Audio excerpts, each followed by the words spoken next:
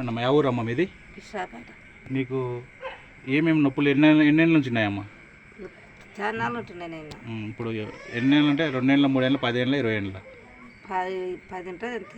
ఇప్పుడు ఎవరి చేయి మొక్కం చూస్తే బాగా అయింది ఇప్పుడు? దేని మొక్క నేను. మళ్ళీ నీళ్ళు కూడా నా చేయి మొక్కమేనా? చూసింటే బాగా నడుస్తున్నావు కదా. నీళ్ళు తాగింటే నేను తాగలేను. నువ్వు నీళ్ళు తాగలేదు కదా, నీకు ఆరోగ్యం బాగా నడుస్తున్నావా? ఊరి పేరు? విశాఖపేట. మండలం ఎక్కడ వస్తుంది? పానపాడు మండలం. పానపాడు మన నంద్యాల జిల్లా. నంద్యాల.